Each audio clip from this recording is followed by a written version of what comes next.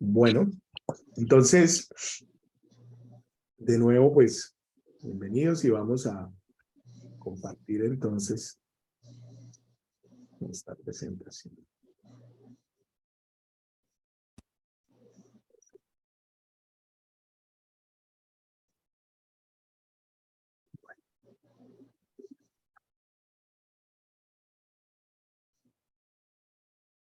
Hablemos entonces de esta visión del mundo, de la cosmovisión. Hay en dos campos del saber que pretenden dar respuesta a las siguientes preguntas, a las que se conocen como las preguntas existenciales, que serían entonces el determinar quién soy, de dónde vengo, por qué existo y hacia dónde vamos. Esos campos del saber pues están, una de las grandes áreas de estudio sería la filosofía, con todas sus escuelas, con todas sus vertientes, y la otra sería la teología, que en términos prácticos para nosotros sería la teología desde la perspectiva de la revelación. Habrán otras teologías dentro de las múltiples religiones, pero cuando pensamos en términos de teología, que es una palabra que acuñó el cristianismo, pues es más referida al estudio de la revelación, de cómo Dios se ha revelado a través de la creación, a través de la historia del hombre. Estos dos campos pues pretenden dar respuesta a esas preguntas, pero va mucho más allá. Si pensamos, por ejemplo, en el campo teológico, pues la teología tiene como propósito pues mostrar la voluntad de Dios, la revelación del plan de Dios, que el hombre conozca a Dios y lo glorifique y que viva para él, ¿no?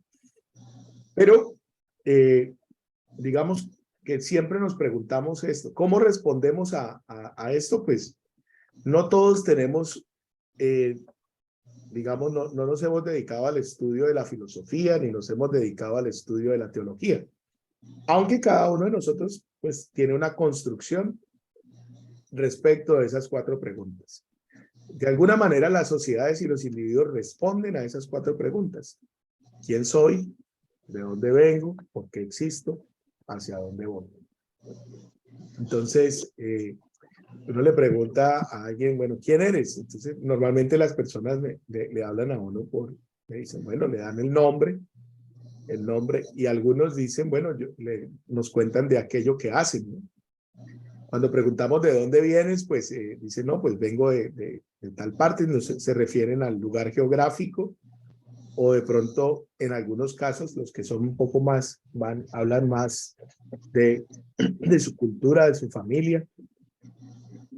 Pero cuando nos acercamos hacia la pregunta ¿por qué existimos? Pues eso sí responden a son grandes interrogantes, algunos se lo están preguntando todavía. Y por último, ¿cuál sería la dirección o hacia dónde están dirigiendo su vida? Esa sí que es otra de esas grandes preguntas. Entonces, si pensamos en esto, cada persona en la comunidad tiene una respuesta o un acercamiento a esas preguntas. Ese acercamiento o esas respuestas hacia esas preguntas es lo que de alguna manera llamamos cosmovisión, es decir, una construcción a partir de la cual nosotros damos respuesta a estos interrogantes. ¿Cuáles serían las respuestas más comunes a esas preguntas que ustedes conocen? Quiero escucharlos.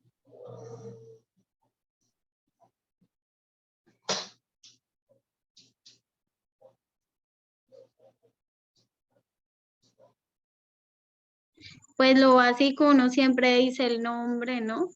Pero pues siempre uno cuando escuchas las teorías que es que uno viene de los ovnis o que uno está en otro planeta, a veces uno como que se pone a pensar y de verdad uno qué será. O sea, que como, o sea, bueno, ahora antes, ¿no? Antes de conocer del Señor, siempre era como que, ¿verdad? Y uno cómo está aquí, o si hay otras vidas, o si hubo otras vidas. ¿De dónde viene? Pues uno sabe que pues la mamá lo tuvo, pero de dónde vienen nuestros antepasados y cómo llegaron también es una cosa que uno como que el por qué existir a veces cuando estaba más adolescente yo siempre decía, ay, uno para qué, o sea, como que para qué vive, pues. Ujú. Y hacia dónde vamos, pues eso es una pregunta que todos los días pienso que uno trata de resolver, ¿no? Hacia dónde queremos ir. Bien. ¿Qué te dijeron en el colegio acerca del origen del hombre? Bueno, en biología y en ciencia, ¿no? Siempre tratando de explicarnos la evolución del simio y que venimos de los nómadas y todo esto, ¿no? Sí. Pero también teníamos la otra parte que era religión y como mi abuela era tan católica, ella siempre nos explicaba corre, ella siempre nos explicaba que pues el Señor fue el que hizo a Adán y Eva, o sea, que primero hizo a Adán, que de la costilla de Adán surgió Eva y que ellos poblaron la tierra y bueno, entonces tenía esas dos teorías. Ya. Pero también había otra que hubo que una explosión y aparecimos, o sea, fue una cosa, o sea, Bien. siempre la gente habla tantas cosas, ¿no? Muy bien. Pero cuando uno está más joven, pues uno es más fácil de pronto de ¿cómo se dice? Sí, de llenarse de muchas cosas a la vez, pero pues ya cuando uno está en los caminos del Señor y uno comprende la realidad de cómo fue todo, entonces ya pues tiene uno claridad sobre eso, ¿no? Ya si en este momento me preguntan cómo llegamos, yo ya lo sé, entonces siento que Ok. Bueno, gracias. Buen ejemplo. Eh, por lo menos pude contar cuatro explicaciones en tu respuesta. Por lo menos ahí en tu respuesta, Fred. Cuatro explicaciones. ¿Quién más? A ver, cuando uno está joven, uno no se hace ese tipo de preguntas, ¿no? Uno sencillamente, pero llega un momento en que uno, por lo menos en mi caso, testimonio, digo, ¿quién soy, no? Entonces llega uno a la conclusión que uno es una creación, uno fue creado. O sea, yo soy producto de una creación, ser humano creado. Entonces viene la otra pregunta que considero yo importante, ¿no? ¿Quién me creó? Claro que uno tiene un padre y una madre, lógicamente, pero la cosa no termina ahí, ¿no? Yo fui creado por Dios. Llegar a ese convencimiento de que yo soy un ser creado por Dios. Para mí, mi testimonio personal fue muy importante, ¿no? Claro que después vienen las otras preguntas, ¿no? ¿Con qué propósito me creó Dios, no? Y ya, pero resolviendo la pregunta de quién soy, un ser creado por Dios. Está bien, Miguel. Tú mencionaste algo. Hay momentos en que uno no se hace las preguntas porque de alguna manera en el fondo o no le interesa o ya las tiene asumidas como ciertas. Ya uno dice, bueno, pues no, ni siquiera se lo pregunte porque esa no es un área de preocupación, ¿no? Así es. No es un área de preocupación, pero sí en algún momento aparece pues la duda. Gracias porque eso es parte también de lo que veremos sobre la cosmovisión. No sé si hay alguna otra intervención, algún otro aporte, otra explicación. ¿Hacia dónde vas? ¿Ya? Hablando Héctor. No, dale Silvia, dale. No, del hacia dónde vas, que oye uno que pues de regreso a la tierra, o Ya. sea, como a la naturaleza, como a fundirse con la naturaleza. Escucho mucho yo eso. Sí. Y yo pienso que el que es más difícil y que siempre es recurrente el de por qué existe uno. Entonces yo pienso que hay como en cada etapa de la vida le dan una explicación diferente. Oye uno a la gente hablar y depende más o menos de la edad, le responden a uno unas cosas u otras. Y de pronto es en la que a veces yo patino de vez en cuando, ya en las otras no, pero de pronto esa algunas veces me la vuelvo a hacer. O sea que debe ser en la que hay más dudas de explicación, en mi caso. Así es, así es. O sea, también vemos que a medida que vamos avanzando en la edad, que vamos avanzando en años, que vamos avanzando en experiencias, y también en la experiencia actual, pues algunas van a tener más, un mayor impacto también en ese proceso de reflexión. Don Héctor. No, simplemente quería decir que es chistoso porque en algunos años a mí me harían esta pregunta y yo respondería las dos primeras y las otras dos sería una tremenda incógnita, ¿no? Y lo digo porque en cierto momento me pasó. Pero hoy en día puedo decir que puedo responder las cuatro desde mi punto de vista y mirando, pues, digamos, lo que he aprendido y confiaba en el Señor, ¿no? Que es el que nos da la sabiduría. Pero el no conocer al Señor, yo creo que eso es solo, digamos que solo nos deja incógnitas. Y siempre vamos a estar ahí como que sin saber tantas cosas que realmente como personas, digamos, del mundo, sin conocimiento del Señor no le damos respuesta.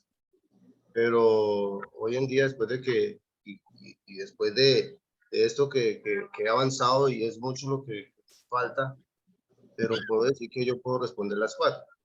Entonces, simplemente era eso, quería dar esa opinión.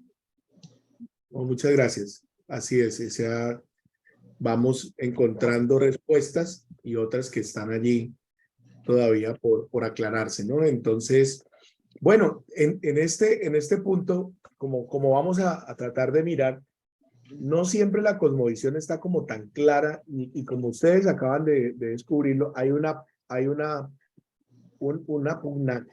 pugnacidad, es como un encuentro allí entre como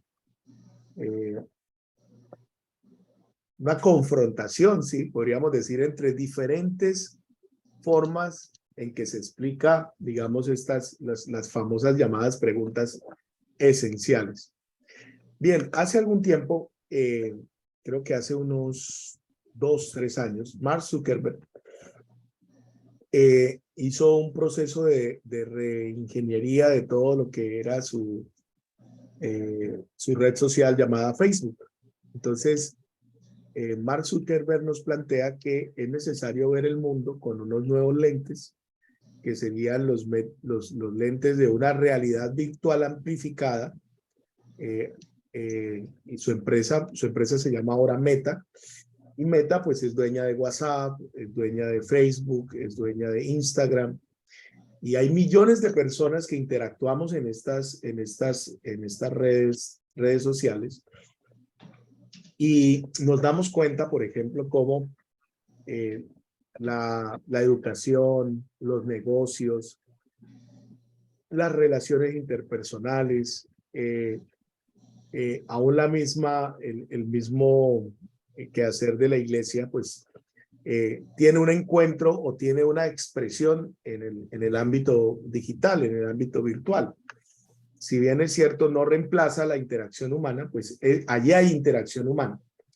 Entonces lo que Zuckerberg ve o plantea, dice, necesitamos una nueva visión del mundo en donde este encuentro, esta aldea digital, sea el encuentro donde la humanidad va a trascender y donde toda forma de relación humana, pues debe darse en este espacio virtual, ¿no? Entonces los estábamos ahora antes de los famosos avatars, que son como unas representaciones de las personas. Entonces, Tere me decía, me daba toda una charla sobre el concepto de la palabra y lo que significa en el contexto cultural, el contexto etimológico.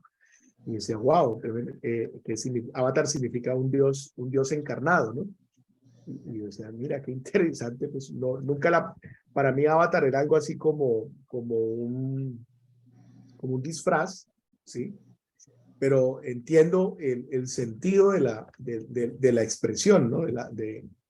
En su contexto más amplio y más profundo, y en el que era el original para ese momento. O sea, lo traigo a mención. No vamos a hablar hoy de Facebook o de Zuckerberg o de las redes sociales, aunque allí es el escenario donde se debaten hoy las ideas, ¿no? Hoy, si uno quiere expresar su opinión hoy, o si uno quiere saber, pues uno va a Twitter, uno va, aunque yo no tengo Twitter, pues tengo menos, y espero no tenerlo. Pero Twitter es impresionante, ¿cierto? Esa comunidad, si tú haces, hoy, por ejemplo, solamente los de cierta estamos en Facebook, porque ahora pues está Instagram y pues y hay otras, ¿no? Ahora TikTok y entre otras cosas, pues no vamos a parar allí. Pero es muy interesante lo que ocurre allí, porque no solamente expresamos allí no es solamente un espacio de diversión o de interacción, sino donde la vida misma se está definiendo. Tuvimos, por ejemplo, gobiernos mediáticos, como Obama, por ejemplo, la primera presidencia, se le atribuye al éxito de Obama conectar con la red social.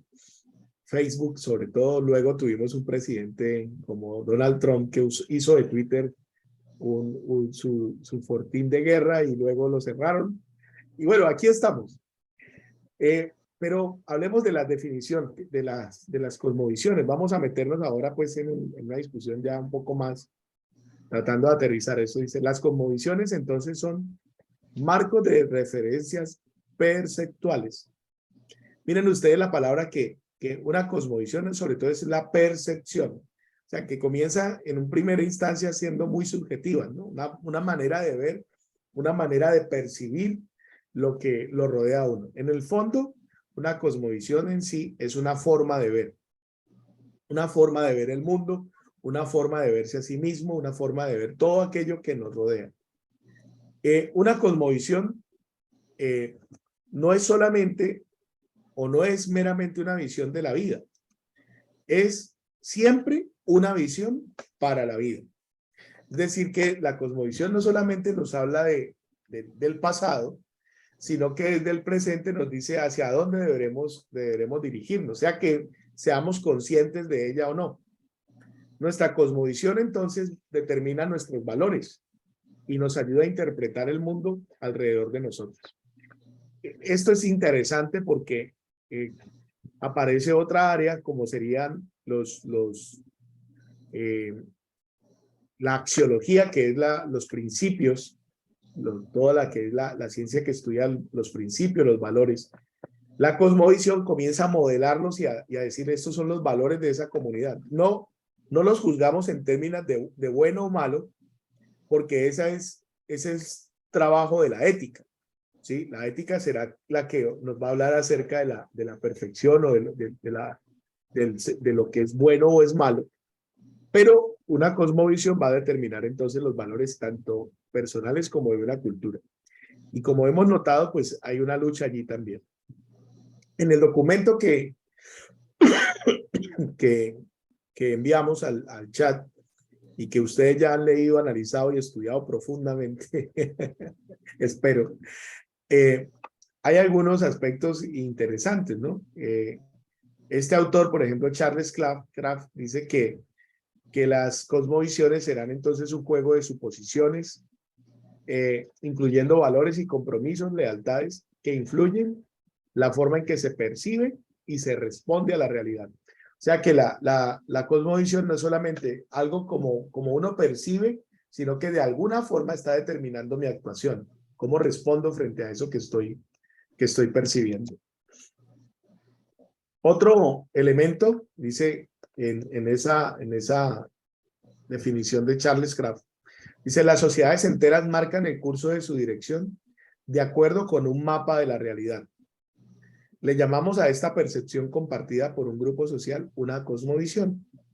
Y vemos esa cosmovisión como el corazón de una cultura, funcionando por un lado como un marco de referencia que determina cómo se percibe la realidad y por otro lado como una fuente de pautas para el comportamiento de la gente en respuesta a esa percepción.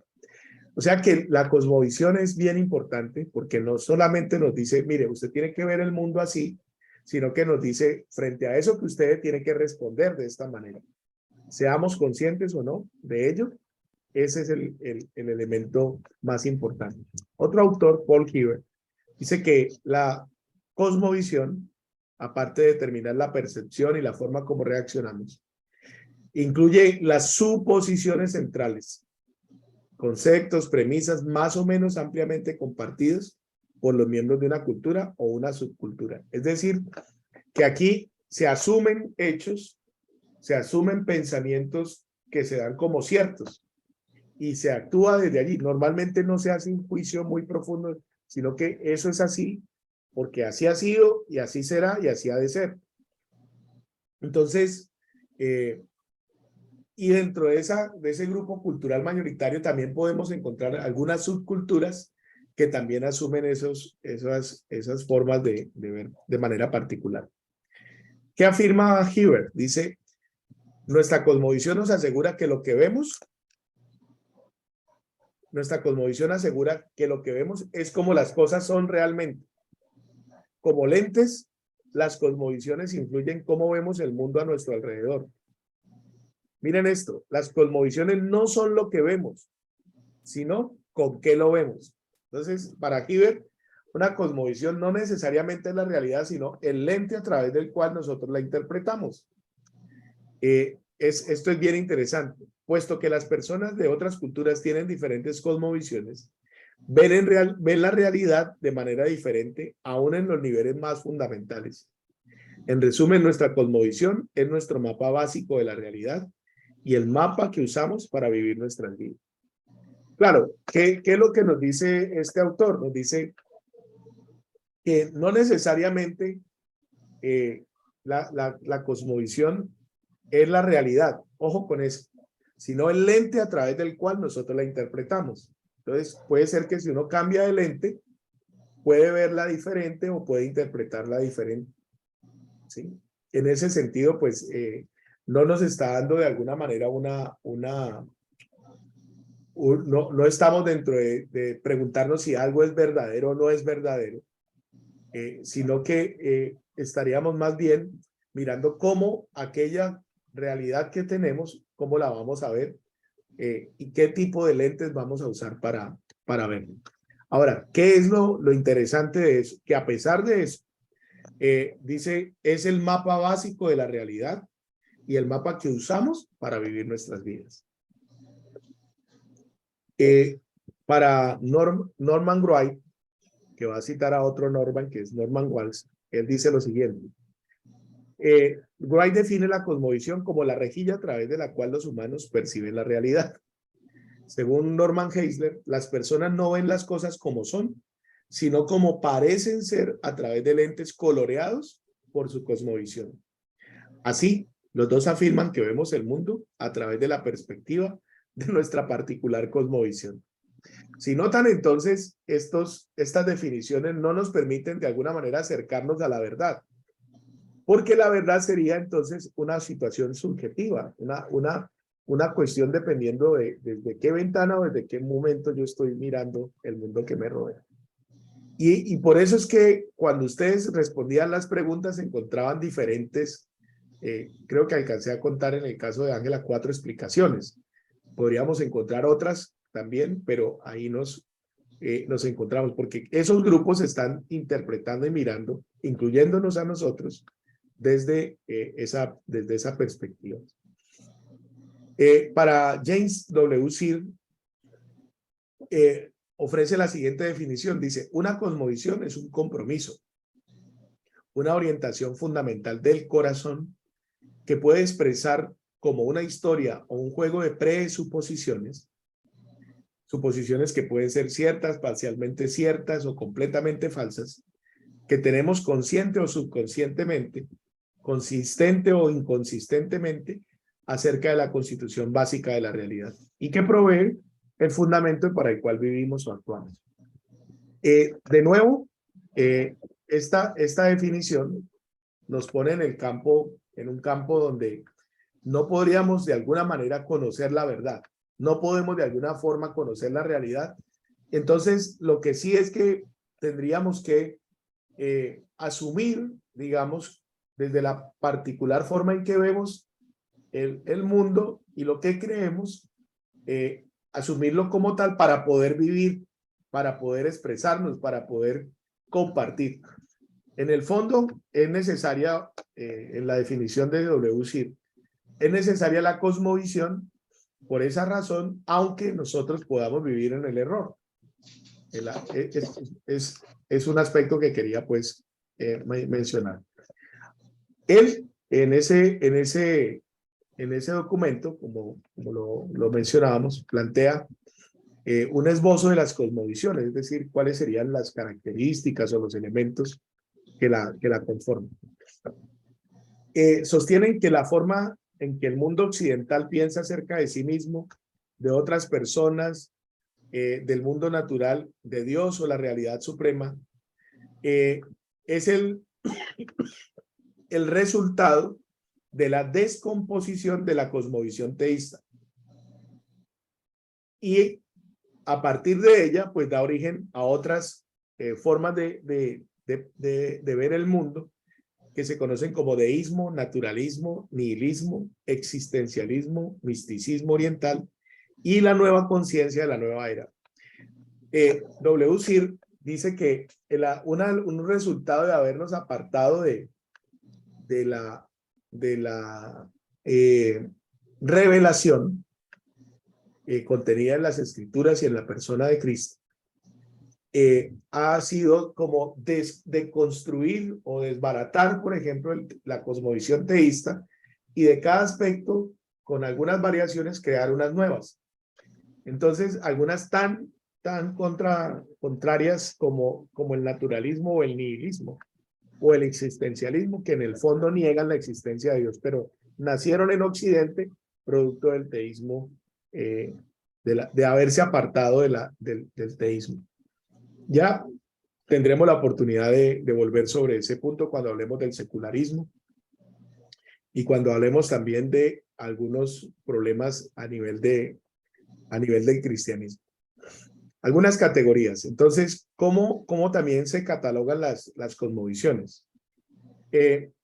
Las cosmovisiones, según Galen Van Renen, dice, él establece estas categorías. Dice, la cosmovisión secular, que divide el mundo entre las esferas natural y sobrenatural y se enfoca casi exclusivamente en la natural. Entonces, en el secularismo dice, bueno, hay una esfera natural y otra sobrenatural. Pero como la sobrenatural no la podemos medir, no la podemos datar, no la podemos escribir, entonces no recibe atención y se enfoca en la materia, ¿no? Otra, la cosmovisión animista, que cree que seres espirituales personales y fuerzas espirituales impersonales tienen poder sobre los asuntos humanos. ¿Ya? Pero en el animismo niega, por ejemplo, que la materia sea una realidad, sino que es simplemente una ilusión de la realidad. Y que lo que realmente es cierto, lo que realmente es real, es lo espiritual o lo supernatural. Otra que es parecida a la anterior, pero con algunos matices, porque incorpora la materia, es el panteísmo, que percibe que una esencia impersonal y a veces definida como Dios llena el universo y penetra en todo. En el panteísmo no se niega la espiritualidad, pero se dice que la espiritualidad está presente en los objetos materiales.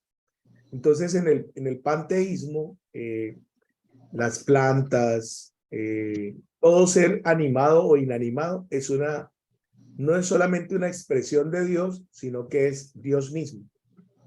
¿Ya? No hay una separación entre la creación y Dios, sino que todo lo que existe, todo cuanto existe, la materia tiene una expresión espiritual y esa expresión espiritual que tiene ese elemento es Dios mismo.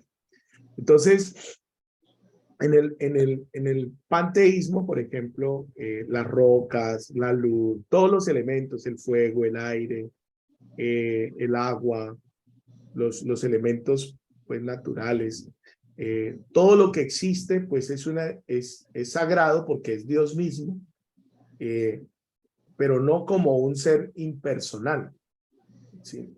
No como un ser personal, perdón, sino confundido con todo lo que existe.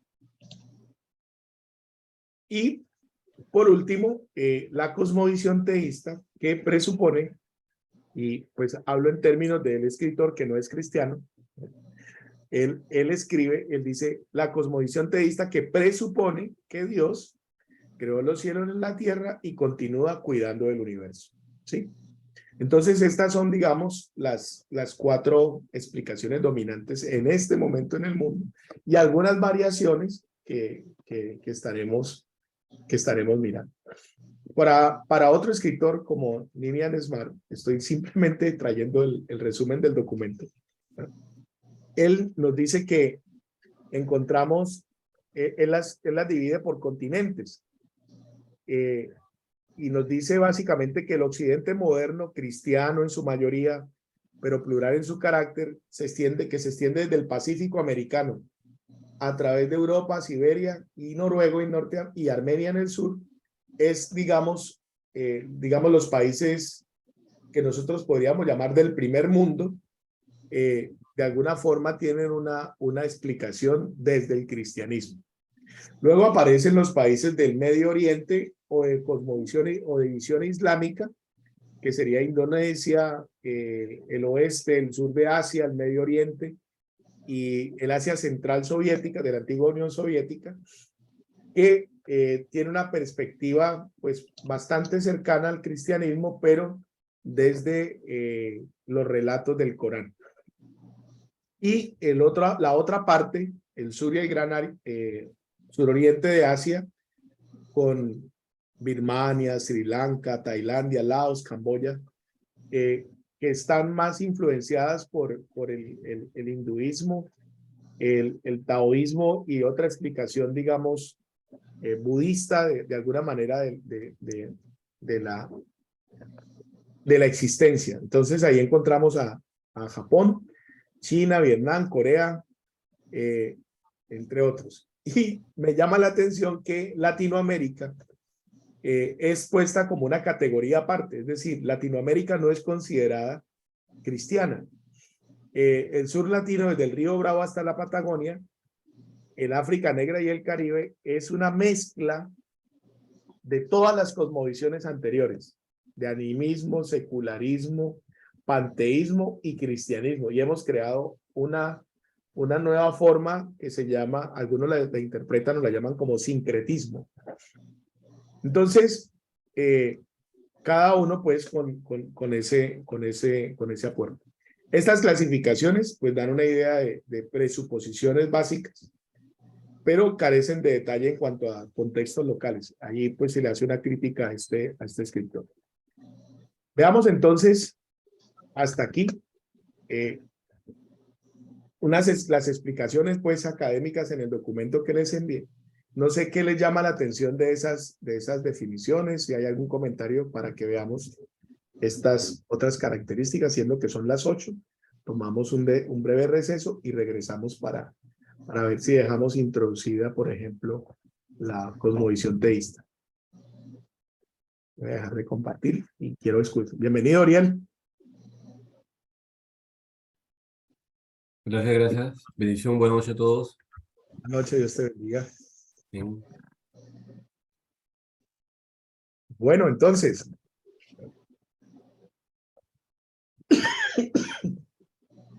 Perdonan el ladrillazo, porque eso es bien ladrilludo, ¿no? Un poco ladrilludo el documento, pero es un ejercicio, como ustedes notarán, los escritores que se citan allí no son necesariamente escritores cristianos, pero es como el mundo interpreta, es hacer como una contrastación de las diferentes posiciones para poder de alguna manera ir decantando. Y es interesante porque también presenta una manera como desde el mundo académico se mira en el caso nuestro, en el contexto nuestro como latinoamericanos, nuestra experiencia de fe, cómo vivimos o cómo respondemos frente a la vida.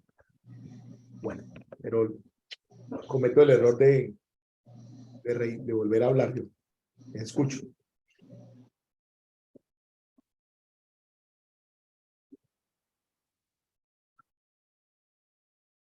¿Cuál de las definiciones le llamó la atención? ¿Qué concepto le parece relevante, nuevo? No sé.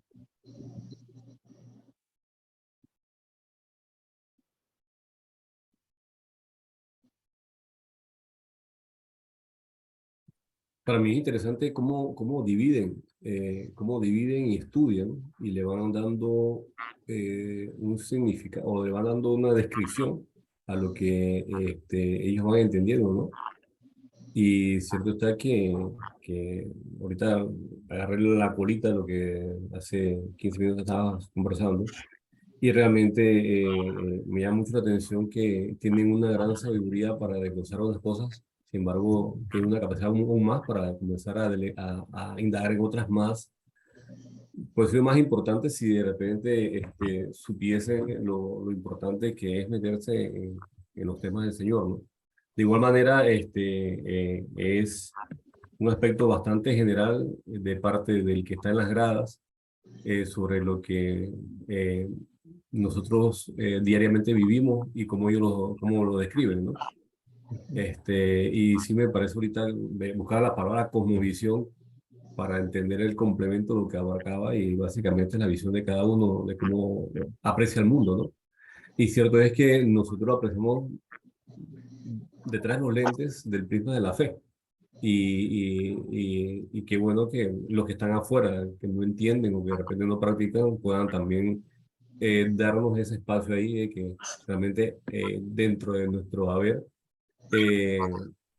hay una forma diferente de ver las cosas y no solamente que se parcializan por las cosas que no son de Dios, ¿no? Muy bien, es muy interesante eso porque lo que es común en todas las definiciones es que de los autores es que la percepción y los criterios que se asumen determinan la manera en cómo actuamos, sea consciente o inconscientemente, determinan los valores, el curso, la dirección de una persona o de una comunidad, aunque las presuposiciones que se asuman sean ciertas, parcialmente ciertas o sean totalmente falsas. Es muy interesante ese elemento. Me parece que no hay una pregunta por la verdad, porque la pregunta por la verdad, entonces sería el debate en el fondo, ¿cuál de esas podría asumir un criterio de verdad para poder dar explicación al todo? Y aquí es donde les decía que esta materia tiene que ver con la apologética, porque la apologética implica dar razón de la esperanza que hay en nosotros acerca de por qué creemos lo que creemos. Pero efectivamente esas cuatro cosmovisiones que son las dominantes no excluyen otras más pequeñas, porque se hablaban también de unas subculturas. Entonces uno va a encontrar unas subculturas donde hay determinados grupos que tienen también una manera particular. ¿Qué nos da eso a nosotros? Pues efectivamente la oportunidad de explicar por qué creemos lo que creemos, ¿cierto? Sin que eso necesariamente implique que el otro va a cambiar, pero por lo menos va a tener una razón de saber por qué creen eso. Y también a nosotros nos sirve porque cómo interpretar al otro, ¿no? Cómo ver al otro también desde la manera en que él está percibiendo la realidad. Es un elemento importante para poder establecer ese proceso de encuentro, ese proceso de diálogo para poder presentar, como una plataforma para poder presentar la verdad. Voy a pasar al tiempo de descanso, son las 8:06, nos vemos en 5 minutos, ¿les parece? Para continuar entonces con las características y en la medida que vamos aterrizando ya vamos dándonos cuenta que hay elementos chéveres para que no nos azoremos. Bueno, ya nos vemos.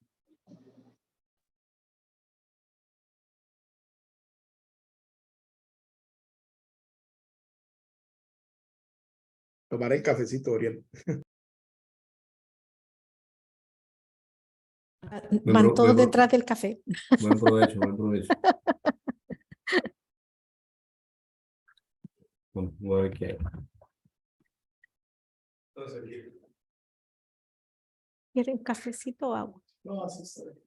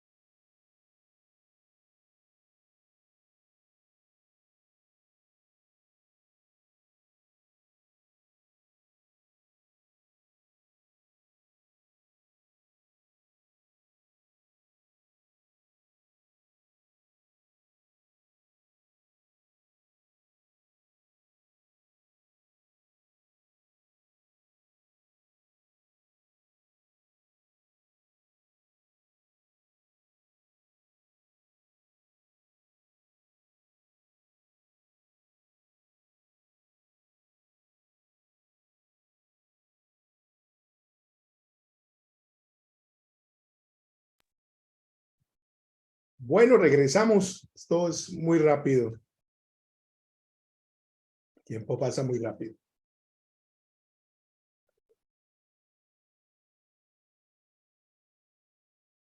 Le voy a echar agüita.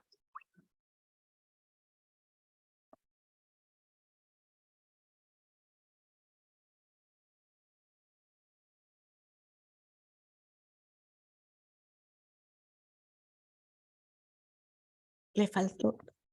Claro. Faltó tiempo. Sí. ¿Estás resfriada, Silvia? Todavía te queda de... Andas con alergia.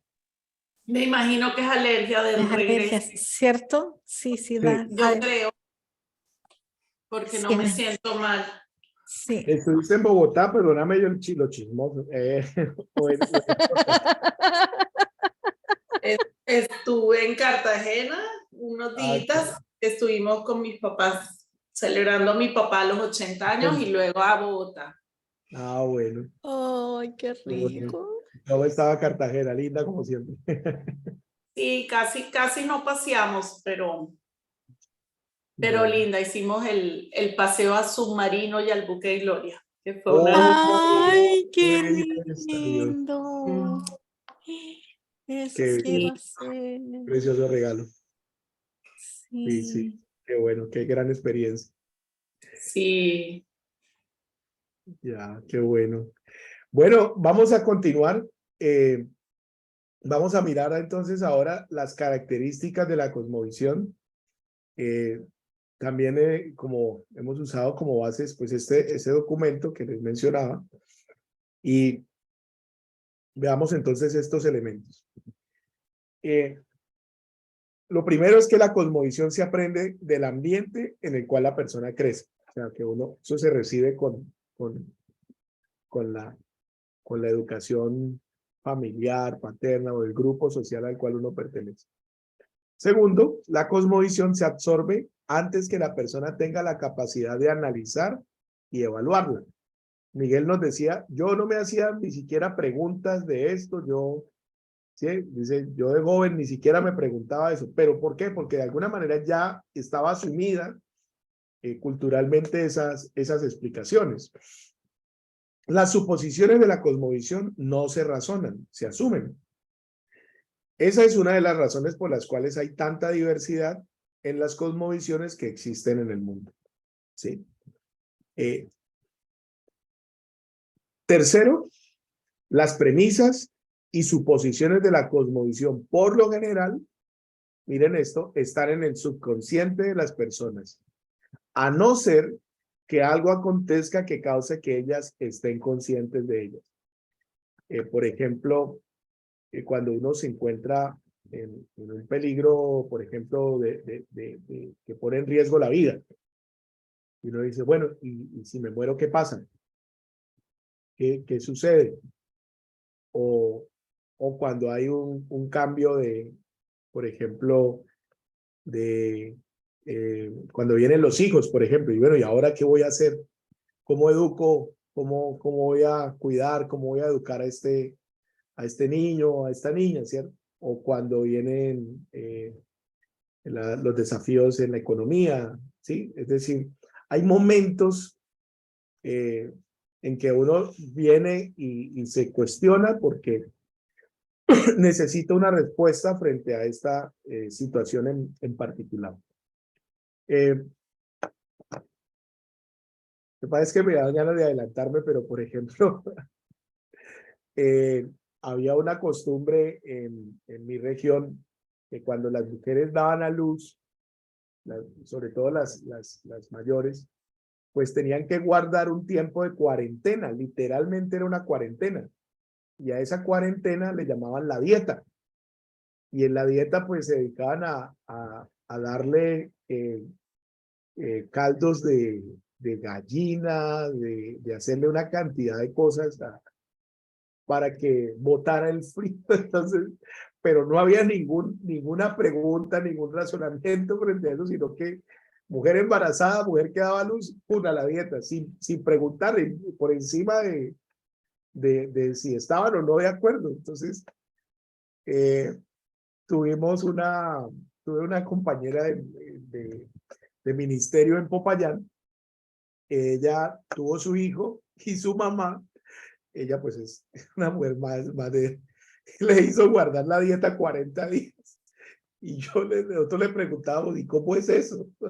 Porque las encerraban, les ponían algo como muy extraño, sí,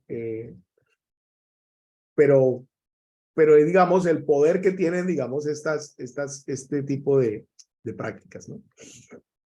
Entonces, para Hibbert las cosmovisiones son más que todo implícitas, así como los lentes que usamos. Nos es difícil ver nuestra propia cosmovisión.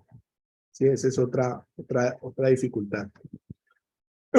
Cuarto, hay que distinguir entre la cosmovisión y la religión, porque para Smart define la cosmovisión en términos de ideologías, tanto religiosas como seculares. Miren esto, de un grupo de personas. Entonces, a veces nosotros tenemos como una mezcla de respuestas, ¿no? Tanto las de la religión, pero también otras. Entonces, porque el sistema religioso es más organizado, es más sistemático, tiene una serie de enseñanzas, de doctrina, que no están tan libradas al azar como si ocurre en el campo de la cosmovisión. Eso es lo que Hibbert pues, afirma. Quinto, la cosmovisión está en el centro de todos los subsistemas de una cultura, incluyendo los subsistemas tecnológicos, sociales, políticos, lingüísticos, económicos y religiosos. ¿Sí? Entonces, por eso pues tenemos que necesariamente que estudiarla y abordarla. Algunas implicaciones. La centralidad de la cosmovisión tiene dos implicaciones muy importantes para el obrero cultural. Esto ya es un poco la conclusión del profesor David Sánchez. Primero, uno no puede conocer a un grupo sociocultural hasta que comprenda su cosmovisión. Y segundo, un cambio en la cosmovisión producirá cambios en todos los subsistemas del grupo. ¿Notan la importancia? O sea que hay una primera etapa de conocimiento, de entendimiento. Y la segunda, que si se logra un cambio en estas presuposiciones y se conforman a la verdad, pues definitivamente cambios van a ocurrir también en el subgrupo. Por eso, les hago esta pregunta. ¿Cuál es la respuesta que Jesús le dio a Nicodemo? ¿Recuerdan? En Juan, por allá, capítulo 3.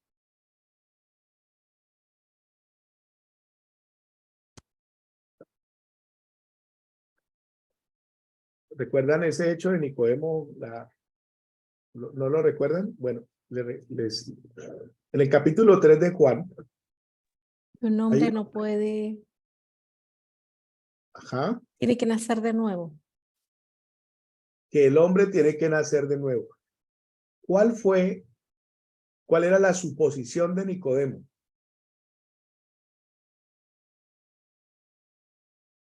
De cómo tenía que entrar nuevamente al vientre de, bueno, de la mujer y eso. Muy bien. Para Nicodemo eso era un imposible. Porque para Nicodemo, él asumía, decía, ¿cómo es posible que uno tenga que volver otra vez y entrar al vientre de la madre y volver a nacer? Es espectacular porque Nicodemo, eso le causa sorpresa a Jesús. ¿Qué le dijo Jesús?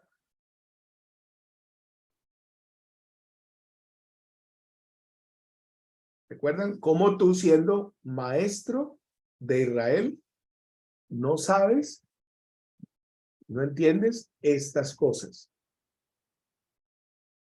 O sea, Nicodemo era un hombre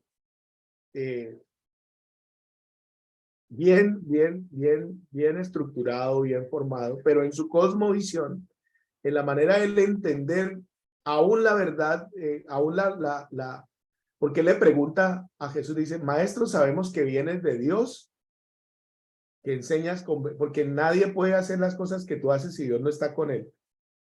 Y le pregunta en el fondo, ¿qué se debe hacer, cierto, para tener una vida pues totalmente integrada? Entonces Jesús le habla de esto, pero para Nicodemo se da cuenta que la presuposición que él tiene es un impedimento, es un imposible.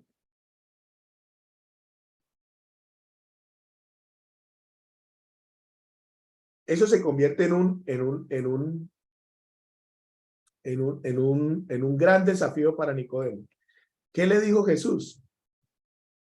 Es necesario nacer de nuevo del agua y del Espíritu. Y entonces le explica, ¿no? Dice, el Espíritu Santo viene y genera esta nueva vida, este nuevo propósito. Toda esa discusión o ese diálogo va a terminar por allá en Juan capítulo 3, por allá en el versículo 20. Lastimosamente, en Reina Valera tenemos cortado como por diferentes títulos toda esa conversación. Entonces Jesús le explica a Nicodemo, así como Moisés levantó la serpiente de bronce en el desierto y todos los que miraban allá eran salvados, asimismo el Hijo del Hombre será levantado para que todo aquel que en él cree tenga vida eterna. ¿Sí? Entonces Jesús, a partir de la respuesta de Nicodemo, lo confronta, le dice, tú eres un maestro y no sabes, pero esto es lo que tienes que entender. ¿Sí? Y le da una explicación de tal manera que Nicodemo no solamente asume la explicación, sino que se encuentra con la verdad. Ese es el tema, ¿no? Esto un poco para tocar el elemento anterior. Algunos, por ejemplo, plantean que Judas traiciona a Jesús porque Judas está esperando que Jesús establezca el reino ya. Entonces, algunos dicen que Judas dice, si yo lo entrego, él va a tener que defenderse, porque él es el Mesías. Bueno, esto hablo de los que son abogados de Judas, ¿no? Sí, entonces una explicación dice, entonces como él se va a tener que defender, entonces va a destruir y entonces los romanos van a ser destruidos. Solo que no ocurrió así. Y esa asunción de Judas es muy interesante porque en Hechos 1, los discípulos le dicen al Señor, Señor, ¿restablecerás el reino ahora? Ellos todavía están diciendo, bueno, ya que fuiste a la cruz, moriste y resucitaste, ¿ahora sí nos toca?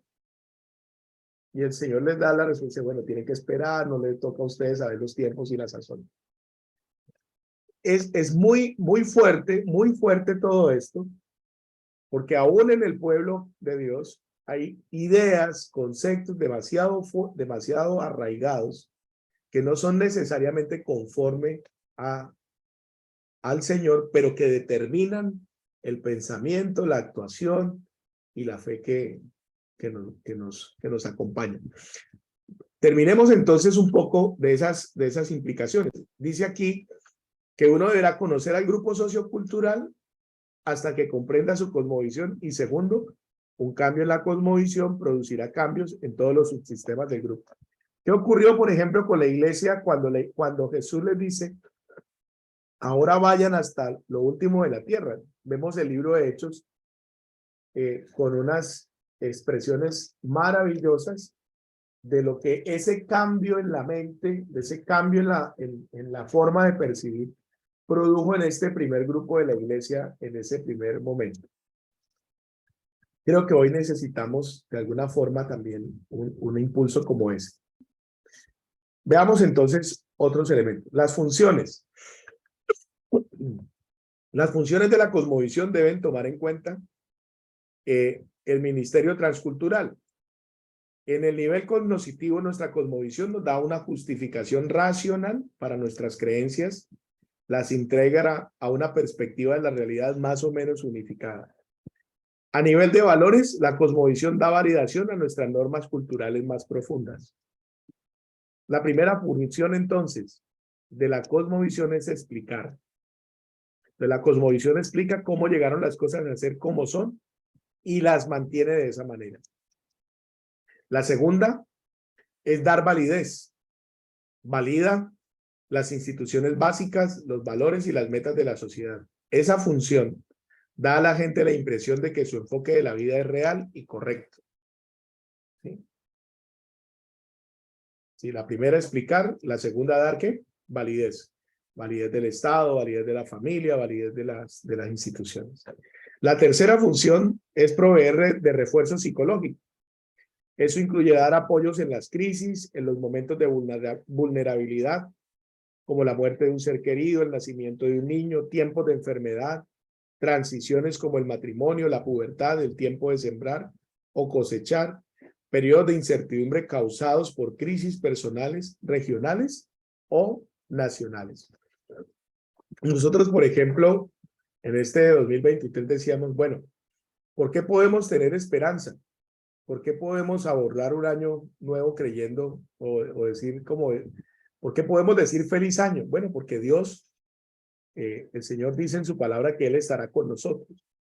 Y si Él está con nosotros, pues podremos enfrentar los desafíos que tenemos en este 2023, porque creemos que Él no miente, y como no miente y nos ama, entonces podemos contar con su ayuda, con su respaldo.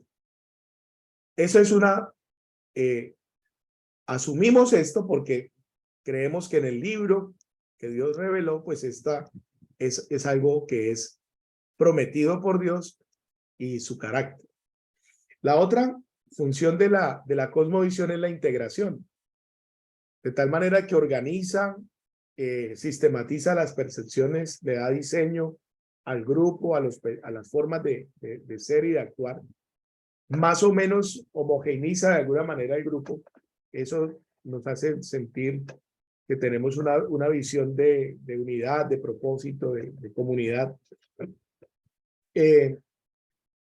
También la gente conceptualiza cómo debiera ser la realidad e interpreta sus experiencias de acuerdo con esa conceptualización.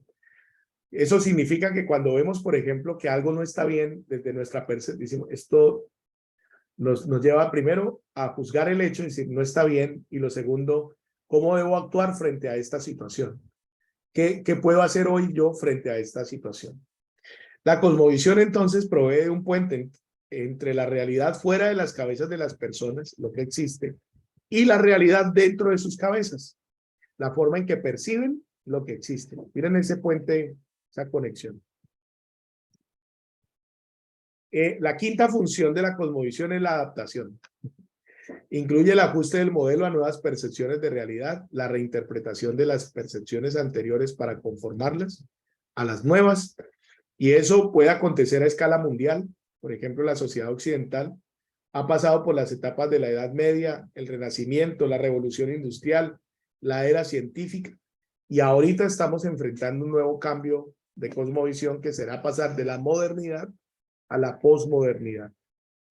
En ese proceso, la sociedad ha cambiado de una dependencia absoluta de Dios, desde el judeocristianismo, a la creencia del hombre como autosuficiente y tecnológico, ¿no? O sea, digamos que es un cambio muy importante.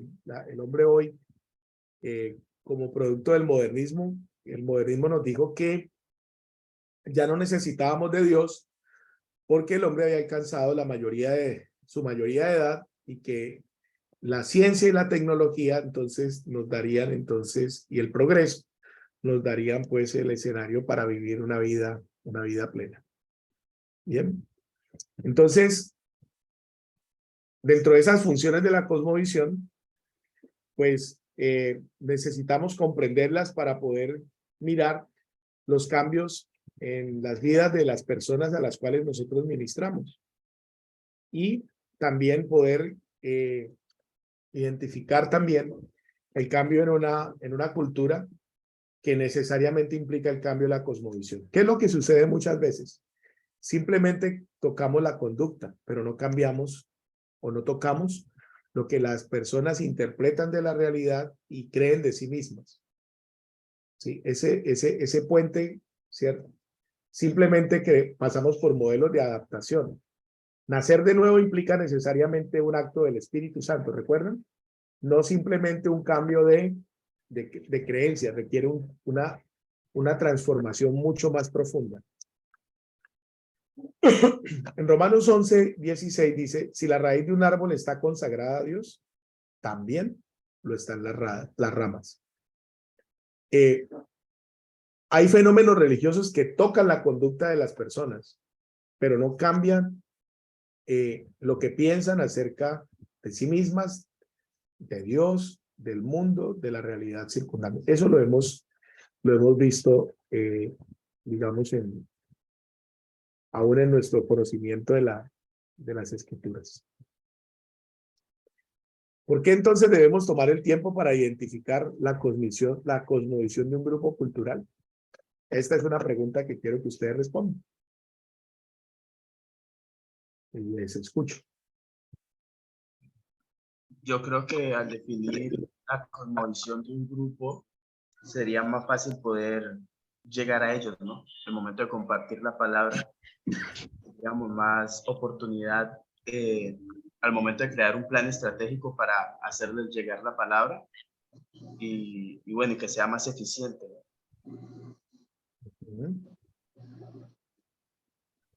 Gracias, Fabián. Porque es difícil a veces ciertos temas específicamente y son los que constantemente están siendo obstáculos para la relación con Dios. Porque ahí sí se identifica de pronto a qué corresponde de toda esa cultura a la que pertenece la persona, se puede identificar cuál es ese obstáculo que hay. Ok. Muy bien. Nos ayuda a ser un poquito más tolerante. Percibir desde otro punto de vista el entendimiento o el manejo, la cultura del grupo que tienen.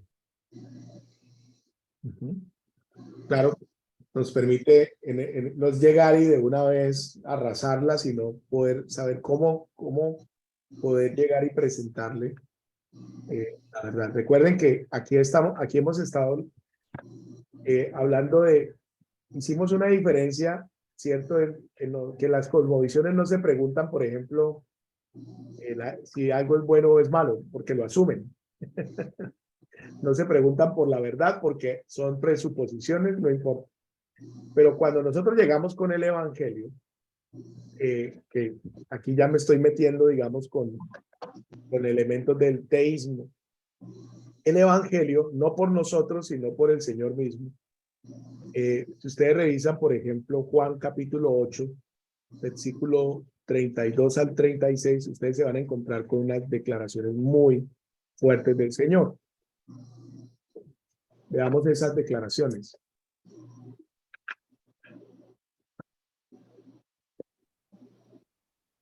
Y conoceréis la verdad, y la verdad os hará libres. Le respondieron, linaje de Abraham somos y jamás hemos sido esclavos de nadie. ¿Cómo dices tú seréis libres? Jesús le respondió, de cierto os digo que todo aquel que hace pecado, esclavo es del pecado. Y el esclavo no queda en la casa para siempre. El Hijo sí queda para siempre. Así que si el Hijo os libertare, seréis verdaderamente libres. Sé que sois descendientes de Abraham, pero procuráis matarme, porque mi palabra no haya cabida en vosotros. Yo hablo lo que he visto cerca del Padre, y vosotros hacéis lo que habéis oído cerca de vuestro Padre. Ese capítulo es una confrontación profunda entre el Señor y los judíos que tenían asumidos que por ser descendientes de Abraham, ya el cielo les pertenecía. Que ya ellos estaban más allá del bien y del mal. Pero lo que Jesús presenta no es un alegato de presupuesto, es un alegato de verdad. Dice, yo soy, sí, y conoceréis la verdad, y la verdad los hará libre. ¿La verdad de qué? Acerca de la esclavitud del pecado, por ejemplo, que es particularmente en eso. ¿Quién es el único? Dice, yo soy el único que los puede liberar a ustedes de eso. Entonces, el Evangelio es tremendamente contundente porque habla de una declaración de verdad. Si ustedes van un poco más adelante, miren lo que encuentran en Juan 14:6, pasaje muy conocido de ustedes y de mí. Veamos Juan 14:6. Jesús le dijo, yo soy el camino y la verdad y la vida. Nadie viene al Padre sino por mí. De nuevo, aquí hay un alegato de verdad, ¿sí? Y si ustedes van más adelante, cuando se habla del Espíritu Santo, se habla el Espíritu de verdad, el cual procede del Padre. Entonces, el tema de la verdad implica necesariamente una explicación total a todas las presuposiciones, a todos los conceptos que, aunque se asumen como ciertos, tienen que ser evaluados a la luz de la verdad. Y ese es el tema, porque el cristianismo se percibe como fundamentalista, como tan radical, como tan tajante, tan cierto, intolerante en sus declaraciones, no en el amor. En el amor debemos acercarnos, dice, diciendo la verdad en amor, ¿cierto?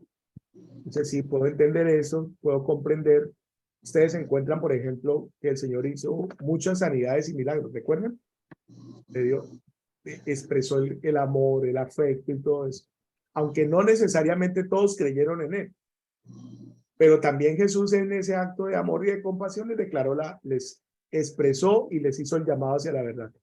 No te vayas, Oriel, que ya te doy el paso. Dale. No, era ahorita que estaba comentando sobre el por qué debemos tomar nuestro tiempo para identificarla como visión del grupo, ¿no?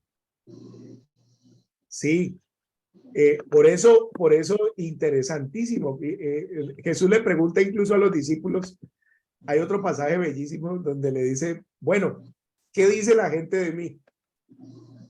Y entonces la gente comienza, no, unos dicen que tú eres este, que tú eres el otro, que tú eres no sé cuándo, que no sé. Y después Jesús le pregunta, ¿y ustedes quién dicen que yo soy? Y si no es porque Pedro se adelanta, nosotros podríamos tener unas grandes sorpresas, porque Pedro se adelantó y dijo, tú eres el Cristo, el Hijo del Dios viviente. Pero estoy seguro que si hubiéramos esperado un poquitito más, Tomás hubiera dicho otra cosa. Porque Tomás no estaba ni ahí con el Señor, que Tomás se convierte después de la resurrección. Tomás, después de que el Señor se le manifiesta resucitado, Tomás le dice al Señor, mi Señor, mi Dios. Ese es el momento en que podríamos decir nosotros en términos que Tomás recibe a Cristo como el Señor y el Salvador de su vida. ¿Sí? Porque lo reconoce como el Señor, el Mesías, y además como su Dios. ¿Sí? Hasta antes, yo me imagino que Tomás creía en el Señor como un gran profeta, que es muy probable que era la idea general, ¿sí? Pero no tanto como el Mesías. O sea, esto también se los digo, no es pues así, porque no estaba en el pensar. Solo Dios, que es omnisciente, conoce lo que pasó por el corazón de los demás discípulos. Pero de Pedro, el Señor dijo, bienaventurado tú, Simón, porque esto te lo reveló mi Padre. Entonces, el acercamiento implica que yo comprendo desde qué posición el otro, trato de comprender desde qué posición el otro me está viendo, me está escuchando. Otro caso muy particular que se los dejo pues como ejemplo en la Biblia es el caso de Pablo en Atenas. ¿Sí? Cuando Pablo va a predicar el evangelio en Atenas, eso está por allá en Hechos capítulo 17, creo, 16, 17. Ahí hay un caso muy particular también que sería bueno que ustedes puedan leerlo para mirarlo en eso, ¿no? Otro caso particular es el de Jesús con la samaritana, Jesús conversando con la samaritana. Ya, la samaritana tenía unas ideas tremendas, decía, no, ustedes dicen que es acá, yo creo que es acá. Pero aunque están hablando de religión, hay unas posturas culturales, judíos y samaritanos no se deben hablar, un varón no le puede hablar a una mujer, y menos en público, que son como ideas que están allí dentro de la cultura, que hacían parte de esa cosmovisión, que de alguna manera en algunos grupos religiosos las podemos ver todavía al tiempo presente. Bien, otro aspecto importante entonces será que nuestra predicación definitivamente necesita ser guiada y considerar estos elementos. Ahí les dejo como un elemento el capítulo de Pablo en Atenas. El diagnóstico demográfico y la sociología cultural es bien importante. Hay grandes esfuerzos, por ejemplo, para alcanzar incluso lo que serían las famosas tribus urbanas, ¿no? Hoy tenemos tribus urbanas, hoy tenemos grupos humanos, grupos juveniles, sobre todo pues que están categorizados en diferentes estadios y que son un desafío también para la evangelización. Hablaba, por ejemplo, el domingo con Orielito y con Hilary, me hablaban de cómo es una práctica muy común me comentaban de algunos de ellos, dicen, dejen que el universo se exprese. Entonces, que el universo se exprese, exprésate, deja que el universo se exprese.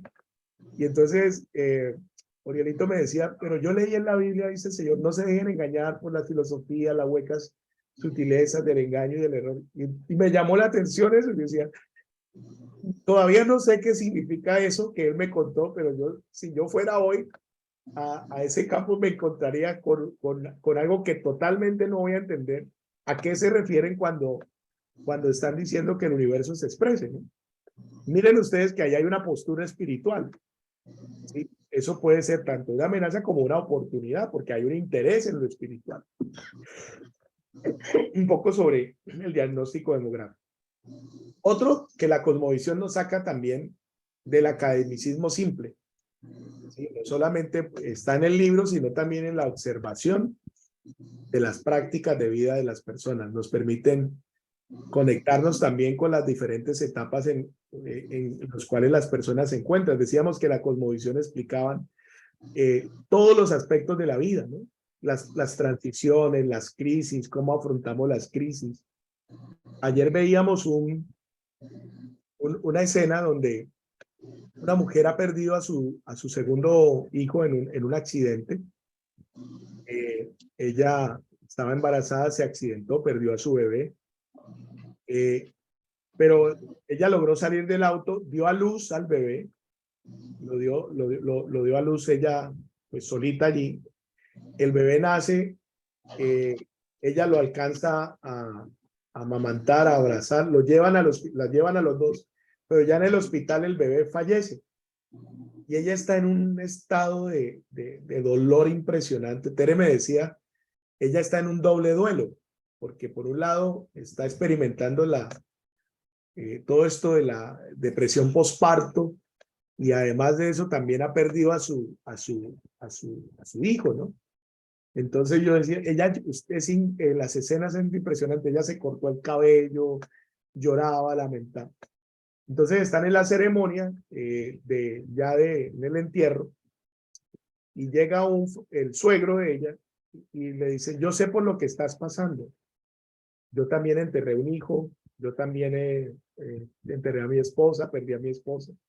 Y él se sienta con ella allí. Y la verdad es que en ese momento no hay palabras de consuelo, ¿no? No hay como que uno se le exprese. Entonces él le dice que él tuvo un hermano gemelo y su hermano nació con un problema del corazón y su hermano falleció. Y su mamá pues estaba muy dolida, y su papá, consolando a su esposa, le dice, nuestro hijo no tuvo una vida muy corta. No tuvo demasiado tiempo, pero tuvo la mejor vida que le pudo tocar, porque te tuvo a ti. Y él supo que él era amado. O sea que él vivió una vida plena, una vida feliz, porque tú lo amaste, porque tú lo tomaste, y nos quedamos, pues nos mirábamos con él y decía, a mí nunca se me hubiera ocurrido algo como eso, ¿no?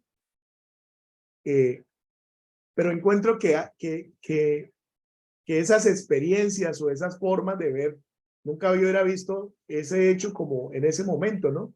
Yo estoy pensando en la trascendencia, pero dice, en ese corto espacio de vida, tuvo la mejor vida que alguien hubiera podido tener, el saber que es amado, que es aceptado, que es querido, ¿no? Y yo pensaba, si esa persona tuvo ese recurso y pudo consolar al otro en ese momento, si uno es sensible, creo que también Dios podrá usarnos para poder acercarnos a las personas en esos momentos, ¿no? Solo que uno pierde de vista esos espacios. Veamos entonces aquí un aspecto en Hechos 14 del 8 al 18. Vamos a leer Hechos 14 del 8 al 18. Y cierto hombre de Listra estaba sentado, imposibilitado de los pies, cojo de nacimiento, que jamás había andado. Este oyó hablar a Pablo, el cual, fijando en él sus ojos y viendo que tenía fe para ser sanado, dijo a gran voz: levántate derecho sobre tus pies. Y él saltó y anduvo. Entonces la gente, visto lo que Pablo había hecho, alzó la voz diciendo en lengua licaónica: dioses bajo la semejanza de hombres han descendido a nosotros. Y a Bernabé llamaban Júpiter y a Pablo Mercurio, porque este era el que llevaba la palabra. ¿Qué número es? 18.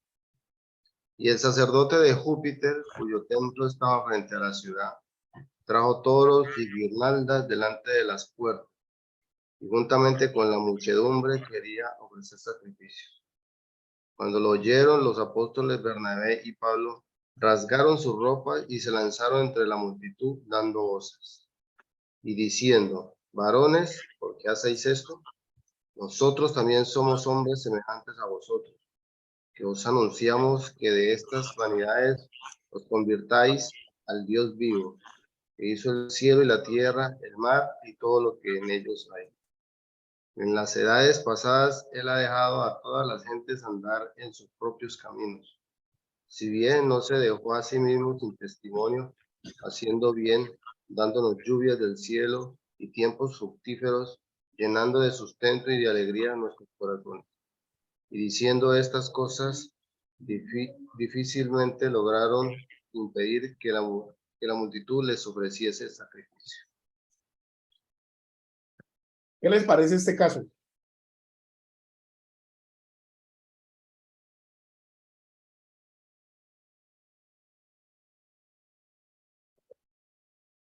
Aquí hay un hecho milagroso, un poderoso hecho milagroso. Una sanidad del Señor, ¿no?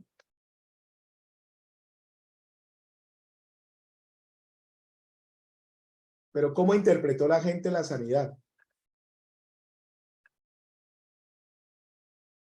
¿Cuál es la cosmovisión en materia religiosa de esa comunidad de Listra?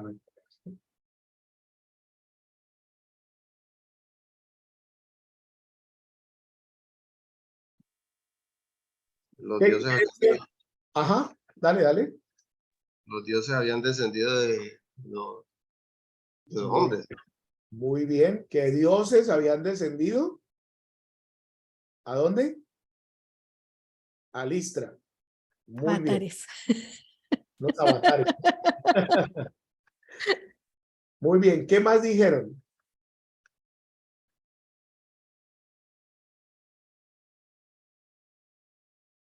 ¿O qué más hicieron?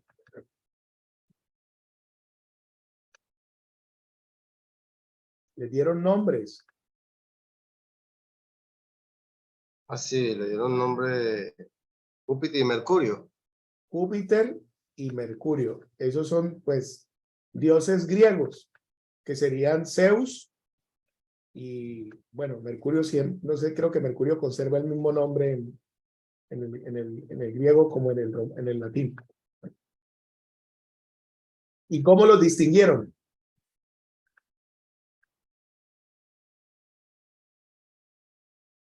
Bueno, el sacerdote de Júpiter trajo toros, guirnaldas delante de las puertas, ¿no? Sí, pero dijeron, sí. Dijeron que ¿quién era Júpiter? Júpiter y Mercurio. ¿Quién era Júpiter? Júpiter era Bernabé y Pablo era Mercurio, Y supuestamente. Pablo era Mercurio, ¿no? Muy bien, porque era el mensajero, porque era el que llevaba la palabra. Es decir, aquí hay un hecho muy importante. Están hombres de Dios, cristianos, llenos del Espíritu Santo, ministran a la multitud, a un hombre, este hombre es sanado, pero ¿qué ocurre? La gente reaccionó a este hecho, no como lo que Pablo y Bernabé esperaban, sino como lo que ellos ¿qué? Asumían como un hecho real, como una verdad establecida. Es la cosmovisión operando allí. Cómo la gente explica y valida el hecho. No le preguntaron a Pablo, a ver, ¿tú por qué? ¿En nombre de qué Dios hiciste esto? No, ellos de una vez asumieron que Júpiter y Mercurio habían ¿qué? Descendido a ellos. ¿Y qué es lo correcto que debían hacer? ¿Cuál era el comportamiento correcto? El sacerdote de la religión debía ofrecer ¿qué? Sacrificio. ¿Qué hicieron estos hombres? Pablo y Bernabé. Rasgaron la ropa. Las vestiduras. Y les explicaron lo que estaba ocurriendo. Dijeron, no, por favor, no hagan esto. Y ellos explicaron ahí el evangelio. Dios que hizo los cielos y la tierra, ha pasado por alto las edades, la ignorancia. Lo que quiero decir es que es tan profundo lo que ocurre en la estructura de pensamiento y de creencia de las personas, que nosotros debemos darnos el tiempo también para dar explicación de los fenómenos que están ocurriendo. Lo interesante es que esta misma multitud que quiere ofrecer sacrificios, si ustedes terminan de leer el capítulo, dice que vinieron unos judíos que sí los conocían y alborotaron al pueblo y apedrearon a Pablo y a Bernabé. Por poco y los matan. Lo cambiante, ¿no? Pasamos de adorarlos como dioses a tratarlos como ¿qué? Como criminales dignos de ¿qué? De muerte. Porque así funciona la cosmovisión. ¿Ya? Por eso el discipulado es fundamental, porque en el discipulado hay un proceso de transformación del pensamiento, de las convicciones, de lo que nosotros entendemos. Pasamos de una cosmovisión mundana a una cosmovisión, ojalá, bíblica, cristiana. Que es lo que el Señor nos manda. Por tanto, vayan y hagan ¿qué? Discípulos. Este es otro de los ejemplos pues, que podemos encontrar en este proceso. Miren ustedes, entonces, estos aspectos.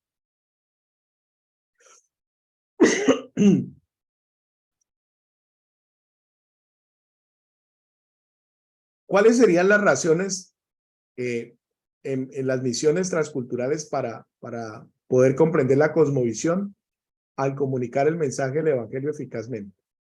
Según James Slack, la razón básica por identificar la cosmovisión de una persona es saber cómo compartir la historia de Cristo en tal forma que tenga ¿qué? Sentido. Segundo, conocer la cosmovisión de un grupo sociocultural es que esto nos puede ayudar a identificar las barreras al evangelio dentro de ellos. ¿Qué creencias y prácticas les impiden comprender y aceptar el mensaje de salvación? Entonces, podemos desarrollar estrategias de oración, bueno, tantas formas en que Dios nos permite creativamente acercarnos a la gente. La tercera razón por la cual se debe identificar la cosmovisión del grupo local es que sin este conocimiento, el obrero transcultural tendrá la tendencia de presentar el mensaje del evangelio desde la perspectiva de su propia cosmovisión. O sea, no considerará el grupo al cual se está dirigiendo. Y la última que mencionaremos es que tal estudio ayudará al obrero transcultural a reconocer que en realidad trabaja en el contexto de varias cosmovisiones. ¿Sí? Entonces, ¿alguna definición propuesta?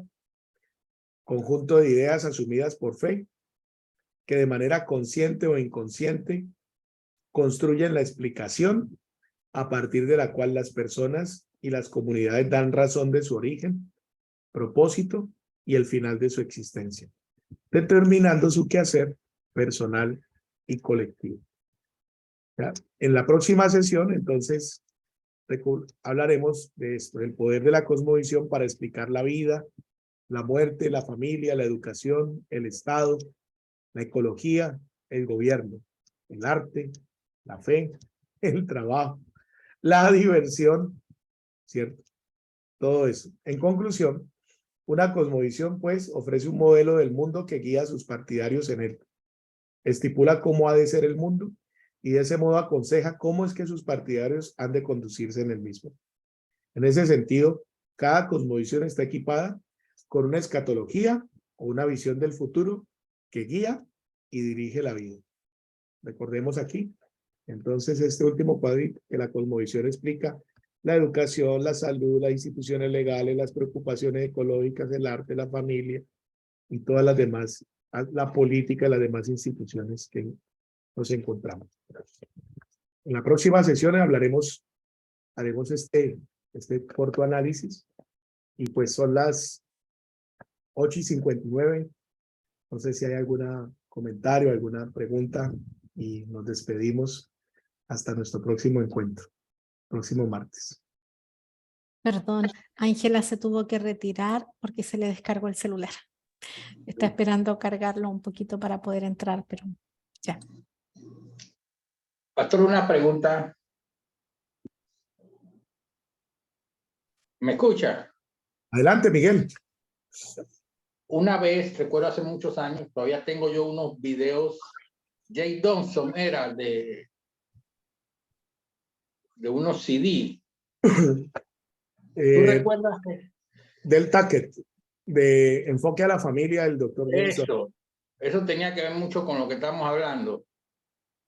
Sí, solo que en esos el ejercicio de James Dobson, se llama el proyecto se llama el Proyecto de la Verdad, es más que hablar de la cosmovisión, es hablar de la verdad. El enfoque es más apologético, es decir, ¿por qué el evangelio efectivamente da respuesta desde la verdad al arte, a la política? Ajá. Está relacionado, Miguel, así es. Se lo recomiendo. Te lo recomiendo. Discúlpame un momento. Yo los grabé por ahí en mi disco duro. Yo los tengo. Este sí. Es un muy buen elemento. Está a disposición. Son conferencias de 45 minutos. Son nueve tópicos.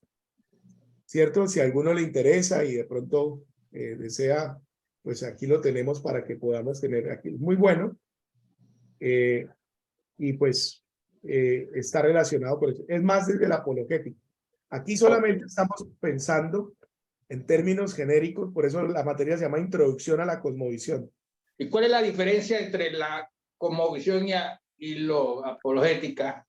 Que la cosmovisión es general, la cosmovisión está en toda la cultura, no es necesariamente cristiana, es un fenómeno sociológico.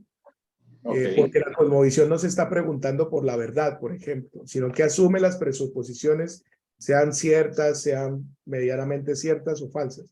La apologética, desde el punto de vista cristiano, es una presentación de la razón de ser, de la esperanza en la verdad que tenemos nosotros, porque estamos hablando de un alegato de verdad. Y lo otro, Miguel, porque es bueno lo que tú preguntas, en el sentido de que dentro de todas las cosmovisiones nos vamos a centrar en el estudio de la cosmovisión teísta, que es el cristianismo también tiene una cosmovisión, es decir, también tenemos presuposiciones, tenemos una escatología, tenemos una explicación, pero a diferencia del resto, asumimos que si es teísta y es bíblica, está basada en la verdad. Y eso es bien importante. ¿Ya? Gracias, entendido, pastor. Gracias, hermano Matil, por la pregunta.